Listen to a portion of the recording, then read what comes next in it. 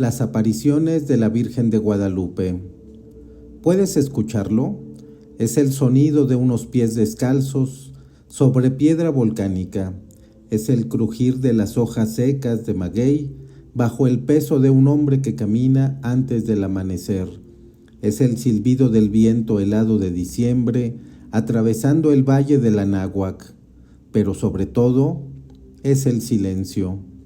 Un silencio que está a punto de romperse para siempre. Estamos en el año 1531 y en unos instantes, en la cima de un cerro olvidado llamado Tepeyac, algo extraordinario está a punto de ocurrir, algo que ningún cronista español registró cuando sucedió, algo que los conquistadores ignoraron por completo, pero algo que en menos de una década convertiría a millones de personas. Esta es la historia de un hombre que no quería ser héroe, de un obispo que no quería creer y de una aparición que cambió el destino de un continente. Esta es la historia de Juan Diego y la Virgen de Guadalupe. Para entender lo que estás a punto de escuchar, primero necesitas comprender el mundo en el que sucedió. Cierra los ojos por un momento e imagina. Imagina una ciudad que hace apenas 10 años era la capital del imperio más poderoso de Mesoamérica. Una ciudad de canales y jardines flotantes, de templos que tocaban el cielo, de mercados donde se intercambiaban plumas de quetzal, jade y cacao. Tenochtitlan la llamaban la ciudad sobre el agua, el corazón del mundo mexica. Ahora abre los ojos, porque esa ciudad ya no existe. Donde antes se alzaban pirámides, ahora hay escombros. Donde antes fluían canales cristalinos, ahora hay zanjas de aguas estancadas. Donde antes resonaban los caracoles que llamaban a los rituales, ahora solo se escucha el martilleo constante de los españoles construyendo iglesias sobre los templos derribados. Han pasado exactamente 10 años desde que Hernán Cortés y sus hombres, aliados con los tlaxcaltecas y otros pueblos enemigos de los mexicas, conquistaron esta tierra. 10 años desde que el último tlatoani, Cuauhtémoc, fue capturado y ejecutado. 10 años desde que un mundo milenario se derrumbó, y las consecuencias son devastadoras. Las enfermedades traídas por los europeos, viruela, sarampión, tifus, han diezmado a la población indígena. Algunas estimaciones hablan de que 1 de cada 3 habitantes ha muerto. Los sobrevivientes viven en un limbo aterrador. Ya no pueden adorar a sus antiguos dioses que han demostrado ser incapaces de protegerlos, pero tampoco entienden al Dios de los conquistadores que parece exigir sumisión absoluta. Los frailes franciscanos, dominicos y agustinos trabajan sin descanso para evangelizar a los indígenas, pero hay un abismo cultural que parece insalvable. El Dios cristiano, representado como un hombre blanco barbado, clavado en una cruz sangrienta, resulta ajeno, distante, incomprensible para quienes están acostumbrados a deidades que hablan su lengua, que entienden sus cosechas, que bailaban en sus fiestas. Y en medio de todo esto hay un hombre. No es noble, no es sacerdote, no es guerrero. Es simplemente un macehual, un hombre del pueblo, un campesino que ha sobrevivido a la conquista, a las epidemias, a la destrucción de todo lo que conocía, un hombre que ha aceptado el bautismo de los frailes franciscanos y que ahora lleva un nombre español, Juan Diego, pero su nombre verdadero, el que le dieron sus padres, es Cuauhtlatoantzin. En náhuatl significa el que habla como águila, o águila que habla. Es un nombre poderoso para un hombre humilde. Según el Nican Mopohua, el documento náhuatl que preservó esta historia, Juan Diego nació en el año 1474 en Cuautitlán, un pueblo al norte del lago de Texcoco. Para 1531 tiene aproximadamente 57 años, una edad avanzada para la época. Está casado con María Lucía, aunque no tienen hijos. Viven en una casa sencilla de adobe, rodeado de nopales y magueyes. No sabemos mucho más sobre su vida antes de diciembre de 1531. No conocemos sus sueños, sus miedos, sus esperanzas rotas. Solo sabemos que, como millones de otros indígenas de su generación, han tenido que reconstruir su existencia sobre las cenizas de un mundo destruido. Cada sábado, Juan Diego camina varios kilómetros desde su pueblo hasta Tlatelolco, donde los frailes franciscanos ofrecen instrucción religiosa. Es un camino largo, aproximadamente 14 kilómetros, que atraviesa campos secos y cerros pedregosos. Para llegar a tiempo a las clases del amanecer, Juan Diego debe salir de su casa cuando todavía es de noche, y es precisamente en uno de estos trayectos, en la madrugada del sábado 9 de diciembre de 1531, cuando su vida ordinaria se convierte en extraordinaria. La primera aparición. El frío de diciembre corta la piel. Juan Diego ha envuelto su cuerpo con su tilma, un manto tejido de fibra de maguey que los españoles llaman ayate. Es una prenda tosca, áspera, diseñada para durar solo unos pocos años antes de deshacerse. No es una tela noble, es una tela de los pobres.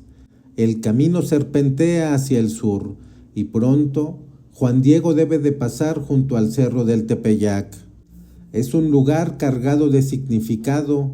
Antes de la conquista, aquí se alzaba un templo dedicado a Tonantzin, nuestra venerada madre, una deidad femenina asociada con la tierra y la fertilidad. Los conquistadores destruyeron el templo, pero la memoria del lugar permanece en el corazón de los indígenas. El cielo comienza a clarear. La noche cede paso a un amanecer grisáceo, y entonces Juan Diego lo escucha. El Nican Mopogua lo describe con palabras precisas. Oyó cantar arriba del cerrillo, semejaba cantos de varios pájaros preciosos. Imagina el sonido, no es el canto de un pájaro común, no un gorrión, no un cenzontle. Es algo diferente, algo que parece venir de todas partes y de ninguna. El Nican Mopogua dice que parecía el canto del Tzintzantcán, un pájaro legendario de plumas resplandecientes que los náhuatl asociaban con lo divino. Juan Diego se detiene, el canto cesa, y en el silencio que sigue, el documento náhuatl describe lo que sucede. Cuando cesó de repente el canto, cuando dejó de oírse, entonces escuchó que lo llamaban de arriba del cerrillo. Una voz de mujer, clara, dulce, pronunciando su nombre náhuatl. Juantzin, Juan Diegotzin.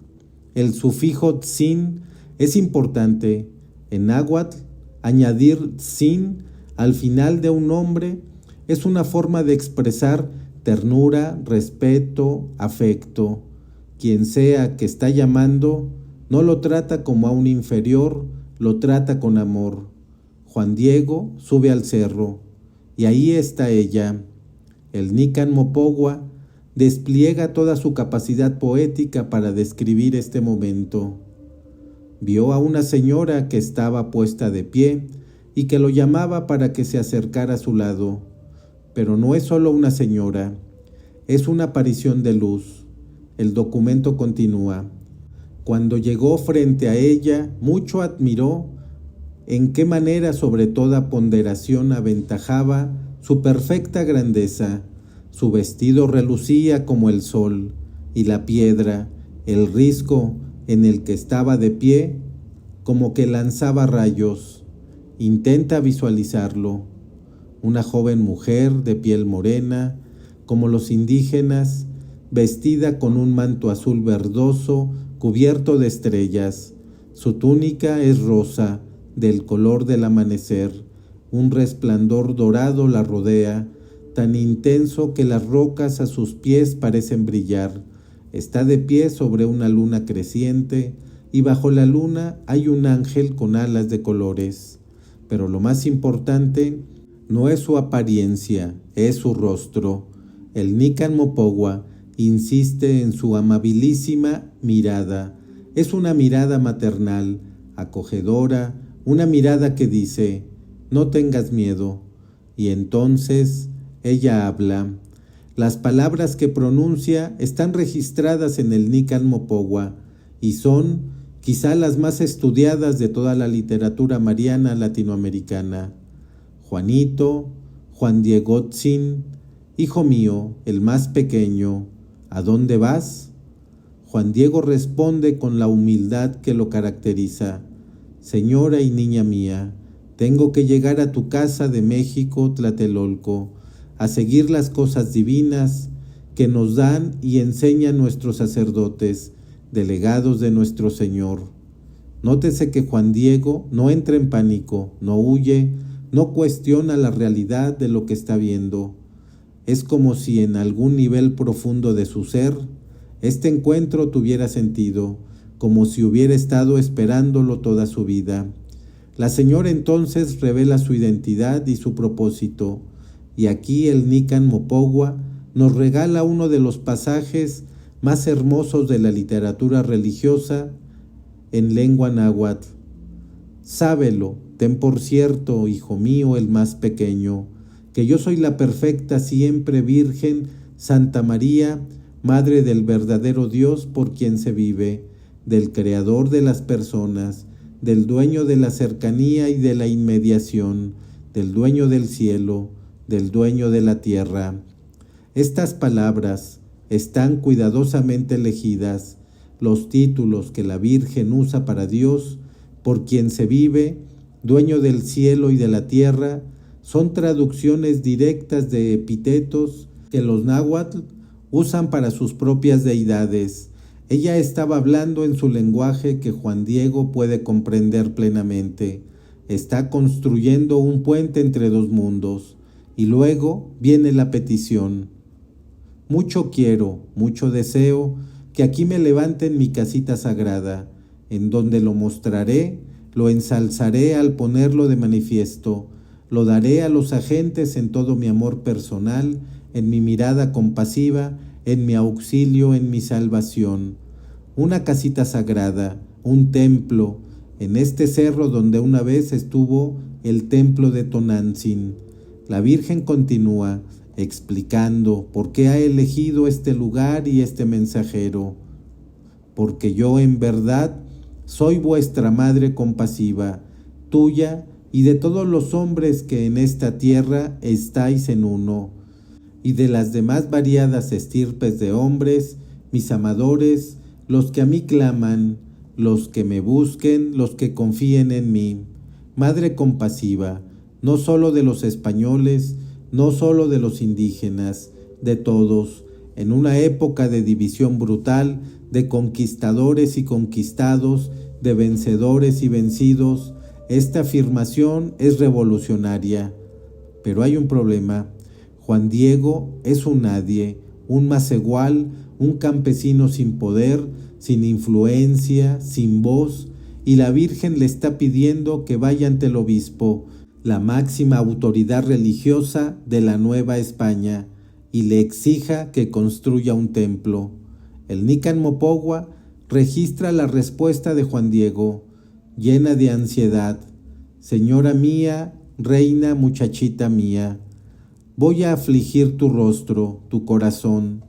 Te hago saber que soy un hombre sencillo, soy un mecapal, soy un cacaxtle, soy cola, soy ala, yo mismo necesito ser conducido, llevado a cuestas. Mecapal y cacaxtle son herramientas de carga usadas por los tamemes. Los cargadores indígenas.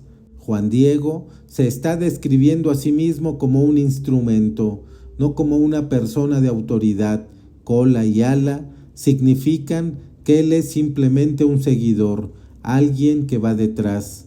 Pero la Virgen no acepta sus excusas.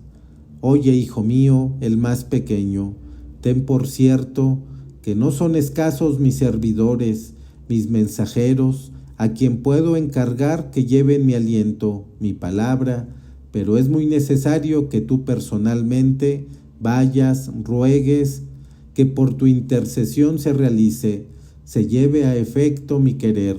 Es muy necesario que tú vayas. Juan Diego no entiende por qué. Nosotros tampoco lo entenderemos del todo hasta el final de la historia, pero en este momento, en la cima del Tepeyac, un hombre humilde acepta una misión imposible. Señora mía, reina, muchachita mía, ya voy a realizar tu venerable aliento, tu venerable palabra. Por ahora de ti me aparto, yo, tu pobre indito. Y con estas palabras comienza el descenso hacia la Ciudad de México. El rechazo. La casa del obispo está en el corazón de la nueva ciudad española. Fray Juan de Zumárraga es un franciscano vasco de 63 años. Ha sido designado primer obispo de México apenas 3 años antes, en 1528, aunque su consagración oficial no llegará hasta 1533. Es un hombre complejo, defensor apasionado de los indígenas contra los abusos de los encomenderos, pero también un europeo del siglo XVI, que mira con desconfianza cualquier manifestación religiosa que no pueda verificar. Para llegar hasta él, Juan Diego debe atravesar un mundo ajeno. Las calles de la ciudad española están trazadas en cuadrícula, un orden geométrico impuesto sobre el caos de las ruinas mexicas. Las casas son de piedra, no de adobe. Los hombres visten armaduras y capas, las mujeres vestidos largos con cuellos almidonados, y Juan Diego, con su tilma de maguey y sus pies descalzos, debe abrirse paso entre ellos. El Nican Mopogua no describe el viaje en detalle, pero podemos imaginar las miradas, la condescendencia, el desprecio apenas disimulado, los criados españoles bloqueando la entrada, preguntando ¿qué quiere este indio? Pero Juan Diego insiste, y finalmente, tras lo que debieron ser horas de espera, es conducido ante el obispo. El encuentro es breve y doloroso. Juan Diego transmite el mensaje de la Virgen, habla del cerro del Tepeyac, de la Señora del Cielo, de la casita consagrada que debe construirse, habla con la urgencia de quien ha visto algo maravilloso y quiere compartirlo, pero el obispo no se conmueve. El Nican Mopogua registra, parece ser que no lo creyó. Zumárraga escucha con cortesía, pero su respuesta es evasiva. Hijo mío, otra vez vendrás y con más calma te oiré. Lo veré muy desde el principio. Miraré aquello por lo que has venido, tu voluntad, tu deseo. Es un rechazo envuelto en amabilidad. Vuelve después, lo pensaré. Pero Juan Diego entiende perfectamente lo que significa. No le cree. Y aquí es donde la historia se vuelve profundamente humana, porque Juan Diego sale de la casa del obispo y el Nican Mopogua nos dice, salió con mucha tristeza, tristeza, no ira, no frustración, tristeza. Ha sido humillado, ha caminado kilómetros, ha esperado horas, ha compartido una experiencia sagrada y le han dicho que no es creíble. ¿Por qué habría de creerle el obispo, un indio analfabeto que afirma haber visto a la Virgen María en un cerro donde antes se adoraba a una diosa pagana? Suena a superstición, a confusión, a un viejo que ha mezclado sus antiguas creencias con la nueva religión. El sol está bajando cuando Juan Diego emprende el regreso hacia el Tepeyac, y ella está ahí esperándolo. El Nican Mopogua describe: en la cumbre del cerrillo la vio, en donde la había visto la primera vez. Juan Diego cae de rodillas y entonces hace algo que revela la profundidad de su humildad. Le pide a la Virgen que envíe a alguien más. Señora mía, reina, hija mía la más pequeña, mi muchachita, llevé tu aliento, tu palabra, a tu delegado el obispo. Aunque entré a donde está su lugar de audiencia, me recibió con agrado y me escuchó perfectamente, pero según me respondió, parece que no la entendió, no la tuvo por cierta. Pero Juan Diego no se detiene ahí, continúa: te ruego encarecidamente, señora mía, reina, muchachita mía, que a alguno de los nobles conocidos, respetados, honrados, le encargues que lleve tu amable aliento, tu amable palabra, para que le crean, porque yo en verdad soy un hombre de campo, soy mecapal, soy cacaxtle, soy cola, soy ala. Yo mismo necesito ser conducido, llevado a cuestas. Es el mismo argumento que antes. Soy nadie. Envía a alguien importante, a un noble, a un principal, a alguien con credenciales. La respuesta de la Virgen es extraordinaria. Oye, hijo mío, el más pequeño, ten por cierto que no son pocos mis servidores, mis mensajeros, a quien puedo encargar que lleven mi aliento, mi palabra, para que se efectúe mi voluntad. Pero es muy necesario que tú mismo vayas, que tú mismo solicites, que por tu propia mediación se haga, se lleve a efecto mi querer, mi voluntad. ¿Escuchaste eso? Es muy necesario que tú vayas. No un noble, no un sacerdote, no un español. Tú, Juan Diego, tú, el Macehual, tú, el Mecapal, tú, precisamente porque eres quien eres. Y luego añade palabras que funcionan como un bálsamo.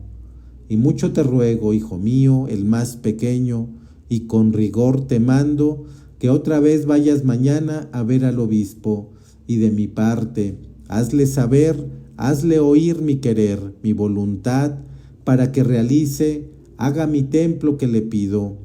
La Virgen no solo insiste, ella ruega, ella, la Madre de Dios, le ruega a este campesino que no se rinda.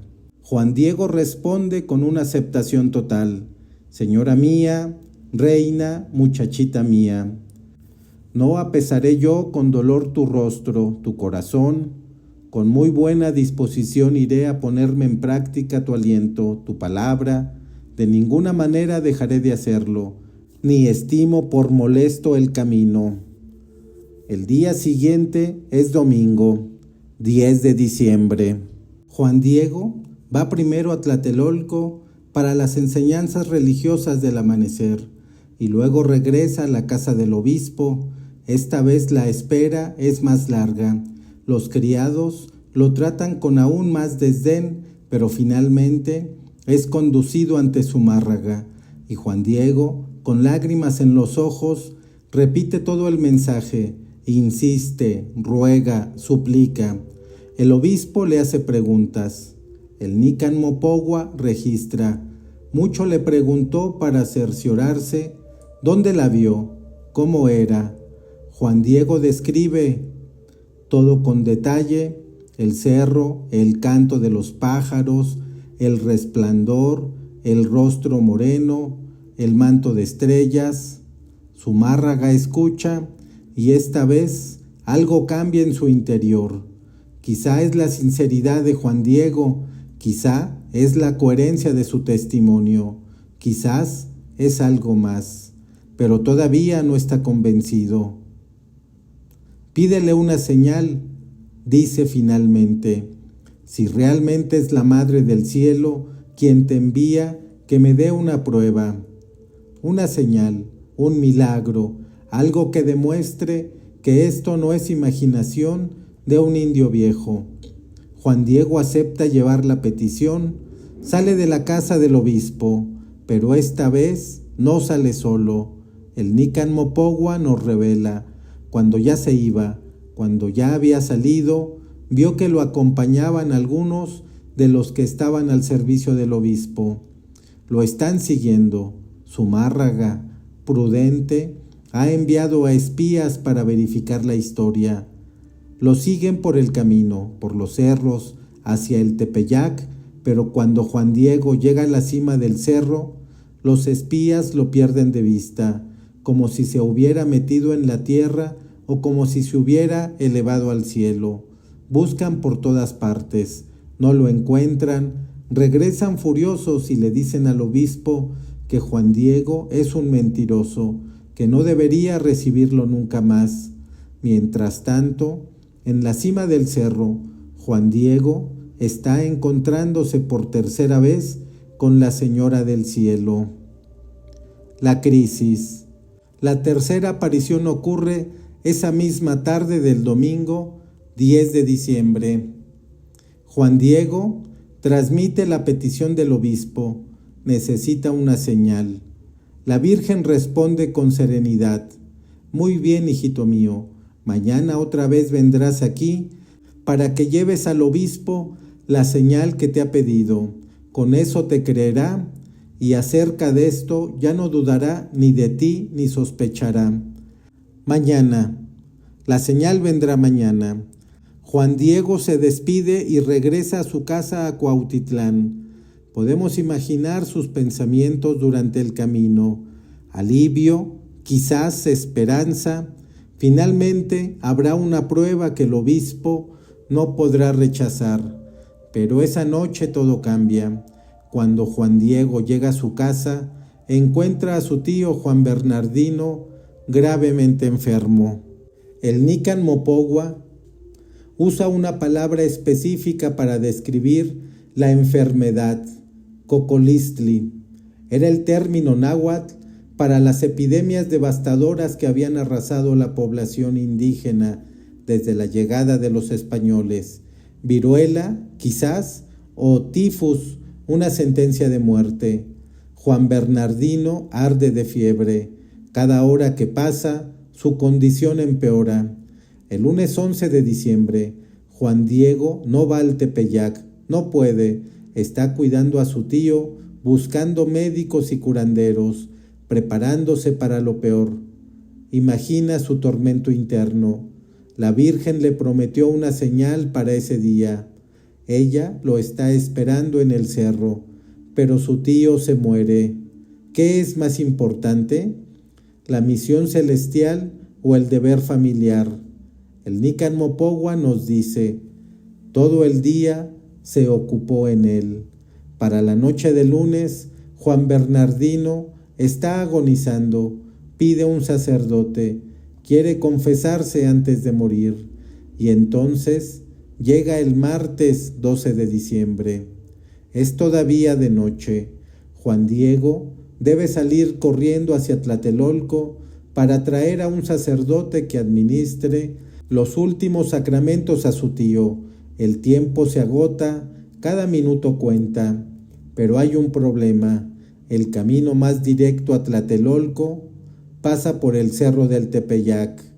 Juan Diego sabe que la Virgen estará ahí esperándolo, sabe que le prometió venir a buscar la señal, sabe que ella confió en él y toma una decisión que revela su humanidad imperfecta, su fragilidad, su amor por su tío.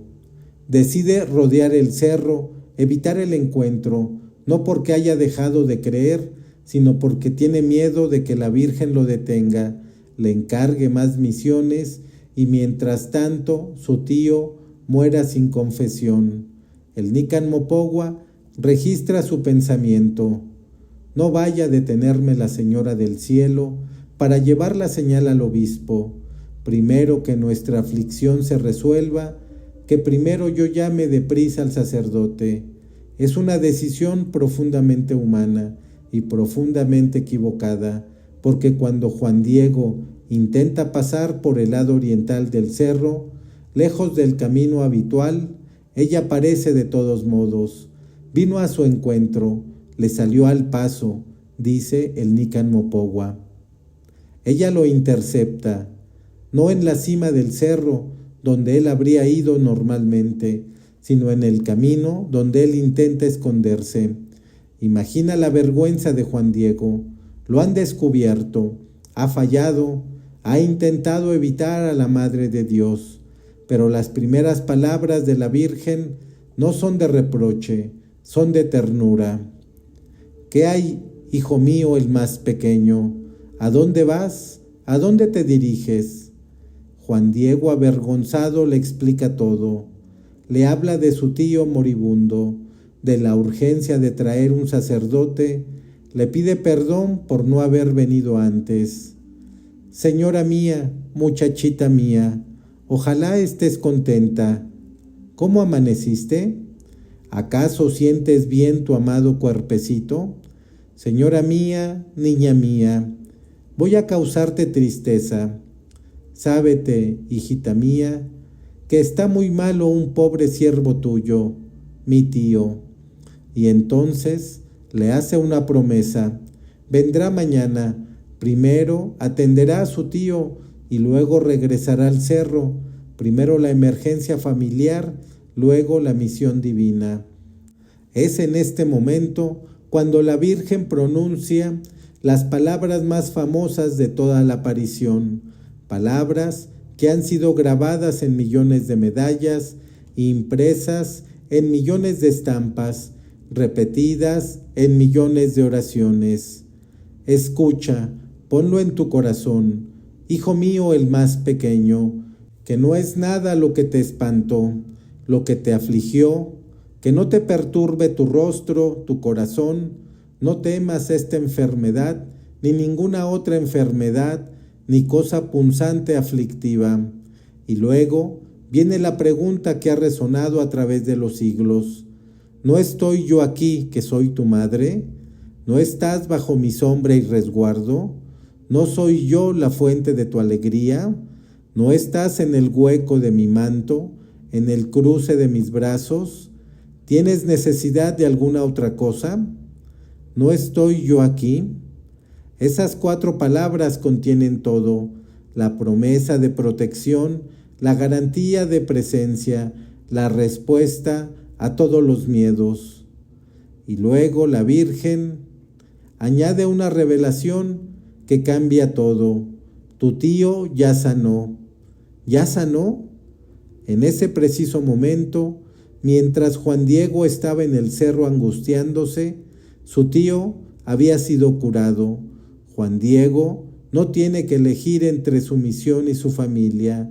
La Virgen ya se ha encargado de ambas cosas. Ahora sí, la señal, las rosas y la imagen. La Virgen envía a Juan Diego a la cima del cerro. Sube, hijo mío, el más pequeño, a la cumbre del cerrillo, a donde me viste y te di órdenes. Allí verás que hay varias flores. Córtalas, reúnelas, ponlas todas juntas. Luego baja aquí, tráelas a mi presencia. Flores, en diciembre, en la cima de un cerro árido, pedregoso, donde normalmente solo crecen espinas y nopales. Juan Diego sube, y ahí están. El Nican Mopogua las describe. Rosas de Castilla, antes de que fuera su tiempo de darse, porque a la sazón era muy crudo el hielo. Estaban esparciendo olor, y el rocío de la noche que estaba sobre ellas parecía perlas preciosas. Rosas de Castilla, no flores mexicanas, rosas europeas que no existían en América antes de la conquista, floreciendo en pleno invierno, en un cerro estéril, cubiertas de rocío que brillaba como perlas. Juan Diego las corta, reúne tantas como puede en el hueco de su tilma, baja corriendo hacia donde espera la Virgen. Ella toma las flores, las acomoda con sus propias manos dentro del ayate y luego le da instrucciones precisas. Hijo mío, el más pequeño, Estas diversas flores son la prueba, la señal que llevarás al obispo. De mi parte, le dirás que en ello vea mi deseo y que por ello realice mi querer, mi voluntad. Y tú, que eres mi mensajero, en ti absolutamente se deposita la confianza, y mucho te mando con rigor que solo delante del obispo despliegues tu tilma y le descubras lo que llevas. Solo delante del obispo. A nadie más debes mostrar las flores. Juan Diego asiente, guarda el tesoro en su ayate y emprende el viaje final hacia la Ciudad de México. Es temprano, en la mañana del martes 12 de diciembre de 1531. Cuando llega a la casa del obispo, los criados lo reconocen. Es el indio que afirma ver visiones, el mentiroso, según los espías que lo perdieron de vista en el cerro. Lo hacen esperar durante horas, pero esta vez Juan Diego tiene paciencia, sabe lo que lleva en su tilma. Finalmente, los criados notan que está cargando algo. Le preguntan qué es. Juan Diego se niega a mostrarles. Ellos insisten, lo empujan, intentan ver qué esconde. El Nican Mopogua describe: 3 veces intentaron, se atrevieron a ir a ver, pero en manera ninguna pudieron hacerlo, porque cuando iban a ver ya no veían flores, sino que en su lugar veían pintadas, bordadas, cosidas como flores. Es un detalle extraño. Cada vez que los criados intentaban mirar dentro del ayate, las flores parecían desaparecer, transformarse en bordados, como si la tilma misma estuviera protegiendo su contenido. Los criados corrieron a informar al obispo. Algo raro está pasando con este indio. Finalmente, Juan Diego es conducido ante Zumárraga, y aquí llegamos al clímax de toda la historia.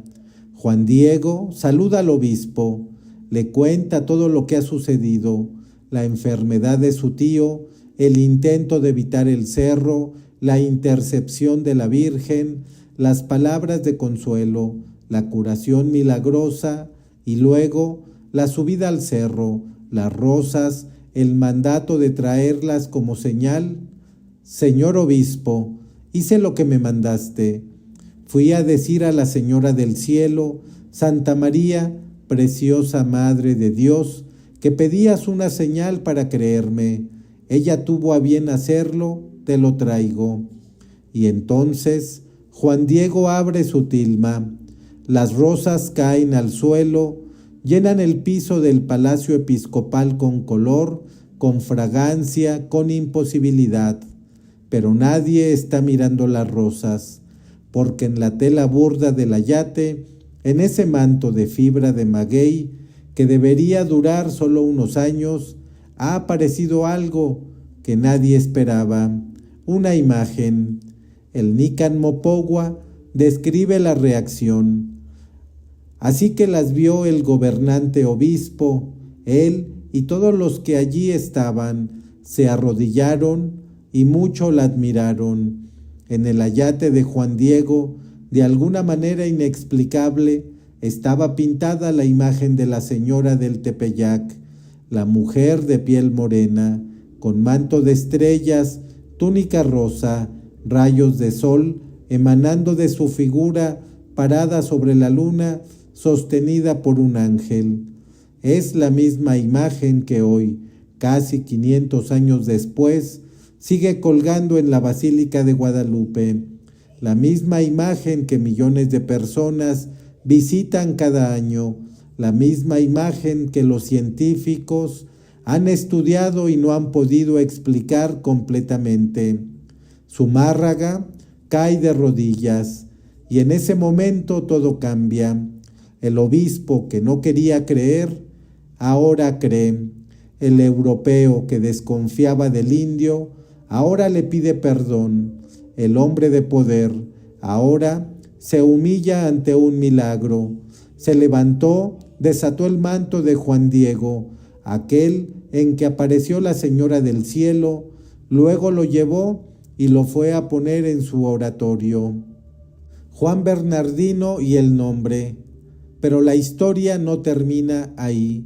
Al día siguiente, Juan Diego guía al obispo y a una comitiva de españoles hasta el cerro del Tepeyac, les muestra el lugar exacto donde vio a la Virgen, les muestra dónde brotaron las rosas. Zumárraga queda convencido, ordena que se construya una ermita en ese lugar, exactamente como la Virgen había pedido, y entonces Juan Diego recuerda: Señor, mi tío. La comitiva lo acompaña a Cuautitlán, y cuando llegan a la casa de Juan Bernardino, lo encuentran perfectamente sano. El tío confirma todo: estaba muriendo, agonizando, preparándose para el final, y entonces, en un instante, sintió que la enfermedad abandonaba su cuerpo, como si alguien la hubiera arrancado de raíz. Y no solo eso, Juan Bernardino revela que él también vio a la señora. Ella se le apareció en el momento de su curación y le dijo algo importante. Le dijo cómo quería que la llamaran: la perfecta Virgen Santa María de Guadalupe. Dijo Guadalupe. Es un nombre extraño. Guadalupe es un santuario mariano en Extremadura, España, muy venerado por los conquistadores. Pero, ¿por qué la Virgen del Tepeyac quería ese nombre español? Hay teorías. Algunos estudiosos creen que Juan Bernardino, que solo hablaba náhuatl, en realidad escuchó otra cosa, quizás Cuatlaxopeu, la que aplasta a la serpiente, o Tecuatlanopeu, la que tuvo origen en la cumbre de las rocas, palabras náhuatl que para oídos españoles podrían sonar como Guadalupe. No lo sabemos con certeza. El Nican Mopogua simplemente registra el nombre tal como fue transmitido. Lo que sí sabemos es que a partir de ese momento, la devoción a la Virgen de Guadalupe se expandió como un incendio. La primera ermita fue construida en semanas. Era pequeña, humilde, suficiente para albergar el ayate milagroso. Juan Diego, según la tradición, pasó el resto de su vida cuidando ese santuario. Se mudó a una pequeña habitación junto a la ermita. Cada día recibía a los peregrinos que venían a ver la imagen. Cada día contaba su historia a quien quisiera escucharla. Murió el 30 de mayo del año 1548, a los 74 años. Había vivido 17 años como guardián de la imagen que llevaba su rostro marcado en la historia, pero su muerte fue solo el comienzo. El historiador franciscano Fray Toribio de Benavente, conocido como Motolinia, registró que en los años inmediatamente posteriores a la aparición, millones de indígenas pidieron el bautismo. Algunas fuentes hablan de 9 millones de conversiones en un periodo de 7 años. 9 millones. Es un número que desafía la comprensión. Antes de 1531, la evangelización de México era un proceso lento, difícil, lleno de resistencia. Después de 1531, se convirtió en un movimiento masivo. ¿Qué cambió? Quizás fue la imagen misma, una virgen de piel morena, vestida con símbolos que los indígenas reconocían, hablando náhuatl, apareciendo en un cerro sagrado. Era un mensaje claro: el Dios de los españoles también los amaba a ellos. La Madre del Cielo tenía su mismo rostro. Quizás fue la historia de Juan Diego, un hombre ordinario, un macehual, elegido por encima de nobles y sacerdotes. Era una inversión radical del orden social colonial. Los últimos podían ser los primeros. Quizás Fue simplemente la necesidad de esperanza. Un pueblo destruido, diezmado, humillado, encontró en Guadalupe una razón para seguir adelante, una madre que los acogía, un hogar espiritual en medio del desastre. A lo largo de los siglos, el santuario creció, la pequeña ermita se convirtió en capilla, la capilla se convirtió en iglesia, la iglesia se convirtió en basílica. Hoy, la Basílica de Guadalupe es el santuario mariano más visitado del mundo, con aproximadamente 20 millones de peregrinos cada año, y el ayate sigue ahí. Después de casi 500 años, la tilma de fibra de maguey, que debería haberse desintegrado en décadas, permanece intacta. La imagen, que nunca fue pintada por mano humana conocida, sigue siendo objeto de estudio y admiración. En el año 2002, el Papa Juan Pablo II canonizó a Juan Diego, convirtiéndolo en el primer santo indígena de las Américas. El hombre que se llamaba a sí mismo Mecapal y Cacaxtle ahora es venerado en altares alrededor del mundo. Volvamos al principio.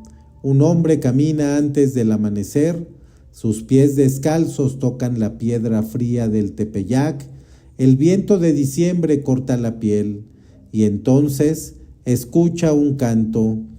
Eso fue hace 500 años, pero de alguna manera el eco de ese canto sigue resonando. Cada 12 de diciembre, millones de personas en México y en todo el mundo celebran a la Virgen de Guadalupe, cantan las mañanitas a las 4 de la madrugada, como Juan Diego caminaba a esa hora hacia Tlatelolco. Llevan flores, como él llevó rosas en su tilma. Peregrinan al Tepeyac, como él subió tantas veces ese cerro.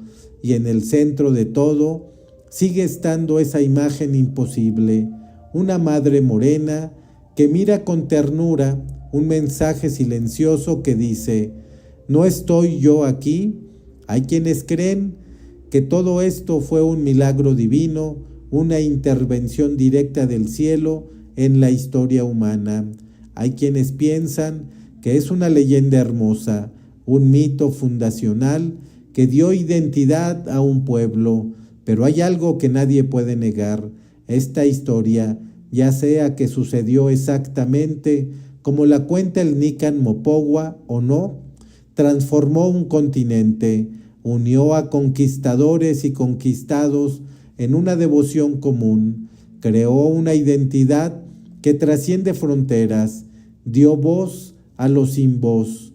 Juan Diego no quería ser mensajero, era un Mecapal, un Cacaxtle, cola y ala, un hombre del campo, un nadie, y precisamente por eso fue elegido, porque a veces los mensajes más importantes del universo no se entregan a los poderosos, se entregan a quienes están dispuestos a escuchar, a quienes pueden caminar antes del amanecer, a quienes saben que, incluso cuando todo parece perdido, vale la pena subir un cerro y esperar el canto de los pájaros. ¿No estoy yo aquí que soy tu madre? Quizá esa pregunta no era solo para Juan Diego, quizás todavía está resonando, quizás todavía está esperando una respuesta.